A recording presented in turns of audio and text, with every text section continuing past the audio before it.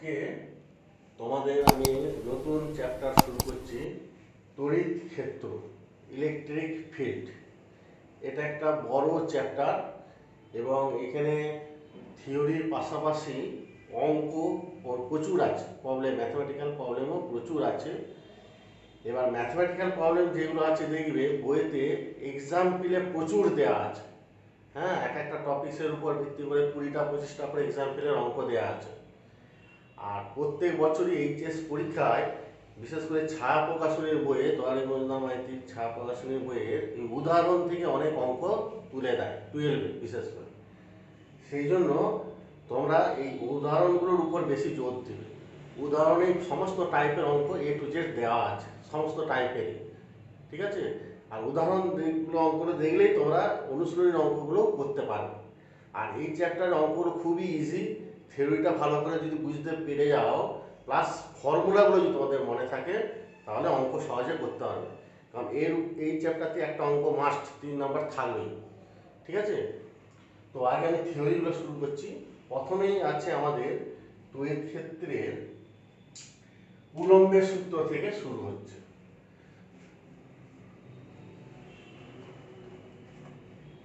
এই কুলম্বের সূত্র থেকে, যে সূত্রটা, সেখান থেকে আরো অনেক ফর্মুলা আমরা তৈরি করব। তো মেন হচ্ছে আগে কুলম্বের সূত্র।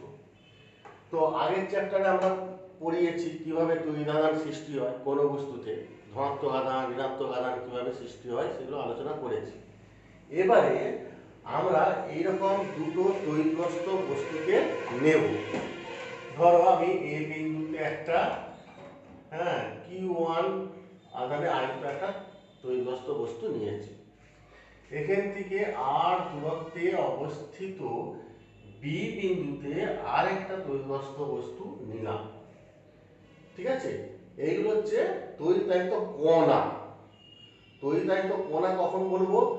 যখন এই বস্তুগুলোর আকার এই মধ্যবর্তী দূরত্বের তুলনায় অনেক ছোট, বা বস্তুগুলো আকারের তুলনায় মধ্যবর্তী দূরত্বটা যেটা আছে আর দূরত্বে যদি থাকে, এই দূরত্বটা যদি অনেক বড় হয়, তখন ওই তড়িতায়িত বস্তুগুলোকে আমরা কণা হিসাবে ধরে নিই। অর্থাৎ আটটা অনেক বড় আধানগুলোর আকারের তুলনায়। এইরকম দুটো তড়িতায়িত বস্তু যদি আর দূরত্বে রাখি, তাহলে কি হবে না, এরা পরস্পরকে আকর্ষণ বা বিকর্ষণ বল প্রয়োগ করবে। তো যদি সমজাতীয় আধান হয়, ধরো ইও প্লাস আর ইও প্লাস, সমজাতীয় আধান, তাহলে ই কি করবে? একে বিকর্ষণ করবে যে বলে, ইও একে সেই বলে বিকর্ষণ করবে। বা দুটোই নেগেটিভ, ইও মাইনাস ইও মাইনাস, তাহলেও বিকর্ষণ করবে। আর যদি বিপরীত জাতীয় আধান হয়, অর্থাৎ একটা ধরো পজিটিভ আধান এখানে আছে, এটা নেগেটিভ আধান, তখন আর বিকর্ষণ করবে না, তখন পরস্পরকে কি করবে? এরা আকর্ষণ করবে। হ্যাঁ, একে যে বলে আকর্ষণ করবে, ধরো এই বলে, ইও একে সেই বলে আকর্ষণ করবে। আমরা জানি বিপরীত জাতীয় আধান পরস্পরকে আকর্ষণ করে এবং সমজাতীয় আধান পরস্পরকে বিকর্ষণ করে। এখন এই আকর্ষণ বা বিকর্ষণ বলের মানটা কত, সেটা আমরা এই কুলম্বের সূত্র থেকে জানতে পারি, ঠিক আছে। কুলম্বের সূত্র বলছে যে এই দুটো তড়িতায়িত বস্তুর মধ্যে আকর্ষণ বা বিকর্ষণ বলের মান যদি F হয়, Fটা হচ্ছে আধান দুটোর পরিমাণের গুণফলের সঙ্গে সমানুপাতিক। মানে আধান দুটোর পরিমাণ যত বেশি হবে, হ্যাঁ, ঠিক আছে, তত আধান দুটোর পরিমাণ যত বেশি হবে, এদের মধ্যে আকর্ষণ বা বিকর্ষণ বলের মানও তত বাড়বে। আর একটা হচ্ছে কি, মধ্যবর্তী দূরত্বের বর্গের সঙ্গে ব্যস্তানুপাতিক, ঠিক আছে। তো মধ্যবর্তী দূরত্বের বর্গের সঙ্গে ব্যস্তানুপাতিক একটা, আর একটা হচ্ছে তোমাকে আধান দুটোর পরিমাণের গুণফলের সঙ্গে সমানুপাতিক, ঠিক আছে। আধান দুটো পরিমাণের গুণফলের সঙ্গে সমানুপাতিক।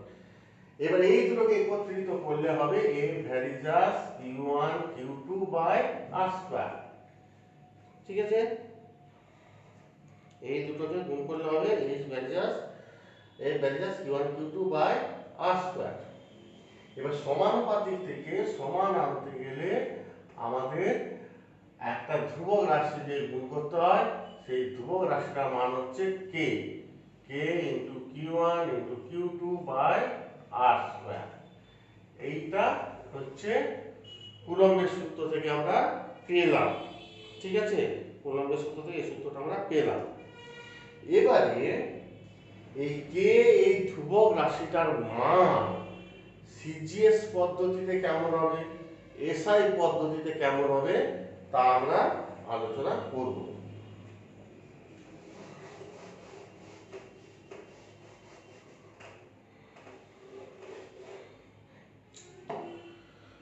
তাহলে মেন ফর্মুলাটা এখানে লিখে রাখছি, f সমান q1 q2 by r square. এটা একটা ধ্রুব রাশি k ড্যাশ ছিল, তাই তো? আচ্ছা, এবারে চলে এসো সিজিএস পদ্ধতিতে।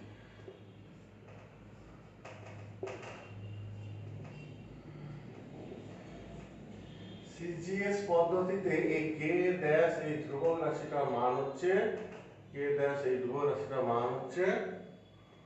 1/k ধরা হয়। অর্থাৎ ফর্মুলাটা হবে f equal to q1 q2 by k r square. এই k ধ্রুবকটাকে বলা হয় আধান দুটো যে মাধ্যমে থাকবে সেই মাধ্যমের তড়িৎ ভেদ্যতা।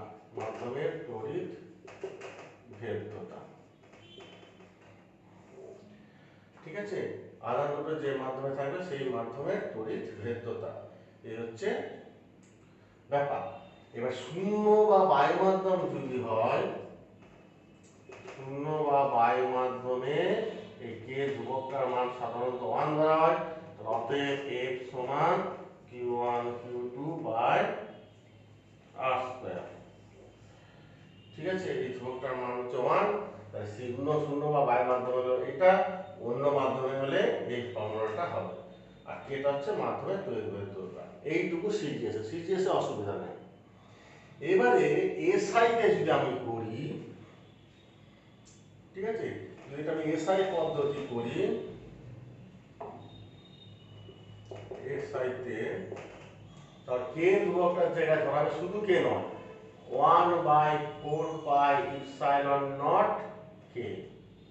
ঠিক আছে, তখন হবে এখানে একটা 1 বাই তোমার নিচে 4 পাই ইপসাইলন নট কে আর স্কয়ার আসবে। ঠিক আছে, কেটা হচ্ছে তখন হয়ে যাবে এখানে কে হচ্ছে মাধ্যমের আপেক্ষিক তড়িৎ ভেদ্যতা। এগুলো তো আলোচনা করব আমি, আপেক্ষিক তড়িৎ ভেদ্যতা। আর শূন্য বা বায়ু মাধ্যমে কে এখানেও 1, তখন হবে এখানে রোজের মান হবে q1 q2 by 4 pi epsilon naught r square.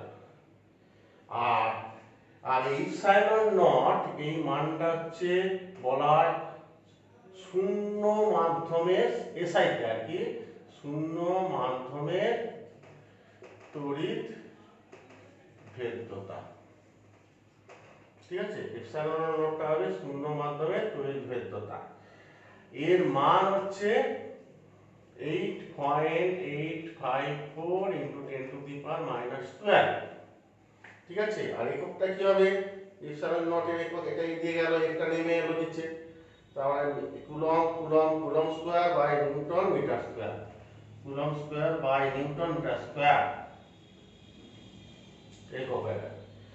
R 1/4 pi epsilon not এর মানটা একটা মুখস্থ রেখে দিলে এগুলো সব, এর পুরো ভ্যালুটা মানে ইপসাইলন নটের মানটা এখানে বসাবো, বসিয়ে 1/4 পাই তোমরা ক্যালকুলেটর করবে, করলে এর মান আসবে 9 ইনটু 10 টু দি পাওয়ার 9।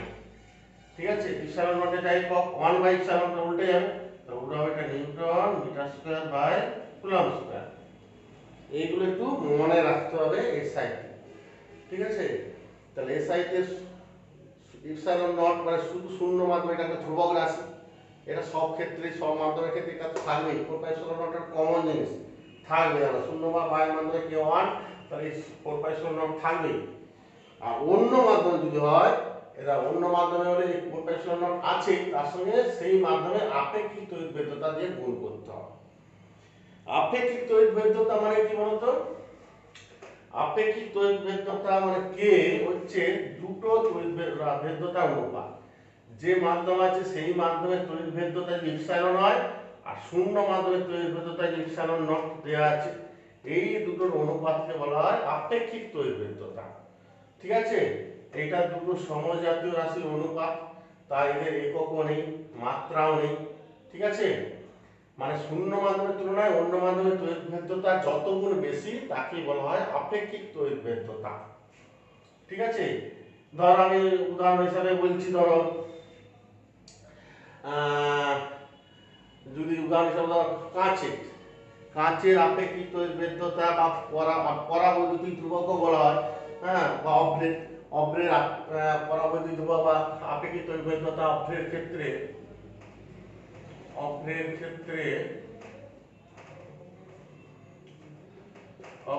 কি এর মান হচ্ছে 5.4। এটা মানে হচ্ছে, মানে কি এর মান 5.4 মানে কি, মানে বায়ু মাধ্যমে বা শূন্য মাধ্যমে যা তড়িৎভেদ্যতা হবে অভ্র মাধ্যমে রাখলে তড়িৎভেদ্যতা 5.4 গুণ বেড়ে যাবে। মানে epsilon equal to K epsilon naught. K যদি 5.4 হয় মানে 5.4 ইনটু ইপসাইলন নট, মানে শূন্য বা বায়ু মাধ্যমে ছিল এইটা তড়িৎভেদ্যতা, তার সঙ্গে 5.4 গুণ করলে প্রকৃত তড়িৎভেদ্যতা পাবো। ঠিক আছে, অ্যাকচুয়ালি ফর্মুলাটা হচ্ছে এই রকম যে 4 পাই কে এর সাথে 4 পাই ইপসাইলন হয়। ঠিক আছে, এই ইপসাইলন মানে মাধ্যমের তড়িৎভেদ্যতা, সেইটাকে আমি শূন্য মাধ্যমের সাপেক্ষে এইভাবে লেখা হয় ইপসাইলন নট কে। ঠিক আছে, এসআই থেকে কে এর ধ্রুবকটার মান হচ্ছে 1/4 পাই ইপসাইলন। ইপসাইলন মানে ইপসাইলন নট কে, ঠিক আছে, ইপসাইলন মানে ইপসাইলন নট কে, মানে শূন্য মাধ্যমের তুলনায় কে গুণ বেশি অন্য মাধ্যম। আর বায়ু মাধ্যম হলে কে এর জায়গায় 1, তার মানে অ্যাকচুয়ালি 4 পাই ইপসাইলন নট হবে। এই জিনিসগুলো একটু ভালো করে আগে একটু বুঝতে হবে। আর সিজিএস পদ্ধতিতে, সিজিএস এ দেখো, সিজিএস এ তোমাকে কে এর মানটা হচ্ছে আপেক্ষিক তড়িৎভেদ্যতা আর প্রকৃত তড়িৎভেদ্যতা সমান। কারণ সিজিএস এ ইপসাইলন 0 মান কত বলেছি 1, সিজিএস এ ইপসাইলন 0 কোনো মান নাই 1, তার মানে অতএব সিজিএস এ কে আর ইপসাইলন সমান। সিজিএস মানে কে ও যা ইপসাইলন যা তাই। যেমন আপনার কে এর মান 5.4, মানে সিজিএস এর প্রকৃত তড়িৎভেদ্যতা কত 5.4 ই হবে। কিন্তু এসআই হলে কত হবে প্রকৃত তড়িৎভেদ্যতা 5.4 ইনটু ইপসাইলন নট, মানে শূন্য মাধ্যমে তড়িৎভেদ্যতা দিয়ে গুণ করতে হবে, তবে প্রকৃত তড়িৎভেদ্যতা পাওয়া যাবে। ঠিক আছে, এই হচ্ছে দু ধরনের জিনিস, আর কিছুই নয়। এবারে আমরা তাহলে দুটো জিনিস পেলাম, একটা সিজিএস পদ্ধতি আর একটা এসআই পদ্ধতি। এখান থেকে এই দুটো পদ্ধতি থেকে আমাদের আধানের সিজিএস একক কি 1 কেএসইউ আধান, আর এসআই তে আধানের একক কি 1 কুলম্ব আধান। ঠিক আছে, এই দুটো আধানের সংজ্ঞা এই কুলম্বের সূত্র থেকে আমরা নির্ণয় করব। তাহলে সিজিএস পদ্ধতিতে ধরো ফর্মুলাটা কি ছিল, F = Q1 Q2 Kr²। এখান থেকে 1 কুলম্ব আধান 1 কেএসইউ আধানের সংজ্ঞা বের করব। তাহলে 1 কেএসইউ আধানের সংজ্ঞা করতে গেলে Q1 Q2 দুটো সমান ধরে নিচ্ছি, সমান Q ধরে নিচ্ছি। এটা মানে হচ্ছে দুটি সমজাতীয় এবং সমপরিমাণ আধান, দুটি সমজাতীয় ও সমপরিমাণ আধান। ঠিক আছে, দুটি সমজাতীয় সমপরিমাণ আধানকে কোথায় রাখবো, কে সমান 1 ধরছি। 1 মানে কোন মাধ্যমে রাখবো, শূন্য বা বায়ু মাধ্যমে রাখবো। শূন্য বা বায়ু মাধ্যমে রাখলে তাহলে কে এফ এর মানটা যদি তাহলে শূন্য বা বায়ু মাধ্যমে কত দূরে রাখবো, আর সমান হচ্ছে 1 সেমি। শূন্য বা বায়ু মাধ্যমে 1 সেমি দূরে আমি রাখবো। তাহলে 1 সেমি দূরে রাখলে তাহলে সবই ডাটা বসিয়ে দিচ্ছি, কে এর মান বসিয়ে দিচ্ছি, আর এর মান বসিয়ে দিচ্ছি, আর বসিয়ে দিচ্ছি। তাহলে বাকি রইল এফ। তাহলে এফ সমান তাহলে কি হবে 1 ডাইন। আর যেহেতু সমজাতীয় আধান নিচ্ছি তাহলে পরস্পর কি করবে বিকর্ষণ, তাহলে এক ডাইন বলে যদি বিকর্ষণ করে বা এক ডাইন বিকর্ষণ বল যদি প্রয়োগ করলে তাহলে কি হবে, এর মানগুলো সব ডাটাগুলো সব এখানে বসাও, তার মানে x1 বসালাম কিউ বাই 1 ইনটু 1 স্কয়ার, তার মানে q স্কয়ার সমান 1, তার মানে আমরা q সমান বুঝতে পারছি কি প্লাস মাইনাস 1 মানে 1, তার মানে এটাকে 1 এসইউ আধান তখন আমরা বলবো। তাহলে কুলম্বের সূত্র থেকে 1 এসইউ আধানের সংজ্ঞা কিভাবে দেবো, তার কুলম্বের সূত্রে যে সিজিএস এর ফর্মুলা, এই ফর্মুলা থেকে দিতে হবে এবং এই ফর্মুলায় যে যে রাশিগুলো আছে সব আমাকে সংজ্ঞাতে উল্লেখ করতে হবে। তো সেটাই উল্লেখ করেছি, তার দুটো সমজাতীয় এবং সমপরিমাণ বিন্দু আধানকে পরস্পর থেকে শূন্য বা বায়ু মাধ্যমে কে যেহেতু 1 আরটা 1 মানে 1 সেমি দূরে রাখতে হবে, তাহলে লেফের মানটাও 1 করতে হবে, তার যদি পরস্পরকে এক ডাইন বিকর্ষণ বল প্রয়োগ করে তখন আধান দুটির প্রত্যেককে এক এসু আধান বলে। এইভাবে আমরা সিজিএস এ এক এসু আধানের সংজ্ঞা এভাবে দেব। আর এসআই তে 1 কুলম্ব আধান, সিজিএস না হয়ে যদি এটা এসআই পদ্ধতি হয় তাহলে এসআই তে আমি 1 কুলম্ব আধানের সংজ্ঞা কিভাবে দেব, তখন এসআই তে ফর্মুলাটা ছিল এটা 4πε0 এর সঙ্গে এটা যোগ হবে, আবার এটা একটু ইয়ে করে লিখো 1/4πε0 মানে মানটা আমরা কত বলেছি 9 × 10⁹ ইনটু দেখো পুরো বাকিটা একই রয়ে গেল বাই কে আর স্কয়ার। তার মানে এগুলো সব একই বলবে যে দুটি সমপরিমাণ সমজাতীয় বিন্দু আধানকে কে এর মান 1 হতে হবে, তাহলে শূন্য বা বায়ু মাধ্যমে, এবার এসআই তে করছি তাহলে দূরত্বের এককটা হবে 1 মিটার, তাহলে 1 মিটার দূরে রাখতে হবে, তখন 1 মিটার দূরে রাখলে এগুলো সব 1 1 হয়ে গেলে এটা 9 × 10⁹ হয়ে যাচ্ছে, তো এটা কাটতে হবে, তাহলে এখানেও এফ এর জায়গায় আমরা 1 9 বললে হবে না, এখানেও 9 × 10⁹ হতে হবে এত নিউটন। তাহলে দেখো এটা তাহলে এই মানগুলো এই ফর্মুলাতে বসাও, লেফের জায়গায় যদি 9 × 10⁹ যদি বসাই সমান এখানেও 9 × 10⁹ আছে ইনটু কিউ বাই 1 × 1 স্কয়ার, তাহলে এই 9 × 9 × 9 × 9 কেটে যাচ্ছে পুরোটা, তাহলে q স্কয়ার সমান 1, তাহলে q সমান 1 হলো, তখন এই আধানটাকে হ্যাঁ 1 কুলম্ব আধান হলো। ঠিক আছে, তাহলে 1 কুলম্ব আধানের সংজ্ঞা কি, তাহলে কিভাবে বলবে, দুটি সমজাতীয় সমপরিমাণ বিন্দু আধানকে পরস্পরতে শূন্য বা বায়ু মাধ্যমে 1 মিটার দূরে রাখলে যদি ওরা পরস্পরকে 9 × 10⁹ নিউটন বিকর্ষণ বল প্রয়োগ করে তখন আধান দুটির প্রত্যেককে 1 কুলম্ব আধান বলা হয়। তাহলে আমরা এখান থেকে কুলম্বের সূত্র থেকে আমরা অনেক কিছু জিনিস মোটামুটি জানতে পারলাম এবং এই ফর্মুলাগুলো এই সিজিএস এর সূত্রের ফর্মুলাটা কি হবে, এসআই তে কি হবে, এগুলো মোটামুটি মনে রাখবে। এবার দু রকম ভাবে আছে, একটা শূন্য মাধ্যম বা বায়ু মাধ্যমে এরকম হবে, অন্য যে কোনো মাধ্যমে আর এরকম ভাবে হবে। এবারে এই কুলম্বের সূত্রের সঙ্গে তোমাদের ক্লাস 11 এ পড়েছো নিউটনের মহাকর্ষ চ্যাপ্টার, সেই মহাকর্ষ সূত্রের সঙ্গে কুলম্বের সূত্রে কিছু সাদৃশ্য বৈসাদৃশ্য আছে, এই সাদৃশ্য বৈসাদৃশ্যগুলো বইয়ে আছে দেখে নেবে, ঠিক মিল আছে। মহাকর্ষ সূত্রে যেমন ফর্মুলা ছিল F সমান, সেখানে দুটো বস্তুর মধ্যে আকর্ষণ বা বিকর্ষণ বল ছিল, সরি সেখানে দুটো বস্তুর মধ্যে শুধু আকর্ষণ বল, তো ফর্মুলাটা ছিল F সমান G m1 m2 by r square, আর কুলম্বের সূত্রের ফর্মুলা হলো F সমান q1 q2 বাই SI দিয়ে যদি লিখি 4πε0 k r স্কয়ার। তাহলে সাদৃশ্য আর বৈসাদৃশ্য, যদি বৈসাদৃশ্যগুলো বেশি পড়ে বৈসাদৃশ্যগুলো দেখতে পাচ্ছ এখানে মহাকর্ষ সূত্রে আকর্ষণ বল শুধু আকর্ষণ বল ছিল, দুটো বস্তুর মধ্যে আকর্ষণ বল কাজ করছে, কিন্তু কুলম্বের সূত্রে কি আছে দুটো বস্তু সমজাতীয় হলে বিকর্ষণ আর বিপরীতজাতীয় হলে আকর্ষণ। ঠিক আছে, এই বলটা কাজ করে।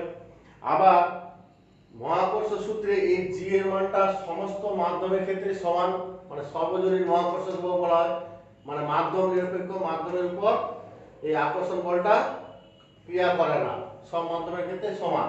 কিন্তু কুলম্বের সূত্রের ক্ষেত্রে দেখো দুটো বিন্দু আধানের মধ্যে আকর্ষণ আর বিকর্ষণ বলটা মাধ্যমের প্রকৃতির উপর নির্ভর করছে, বিভিন্ন মাধ্যমের ক্ষেত্রে কে এর মান বিভিন্ন, ফলে আকর্ষণ বল আর বিকর্ষণ বলের মানটাও বিভিন্ন রকম হবে, অর্থাৎ মাধ্যমের উপর নির্ভর করে।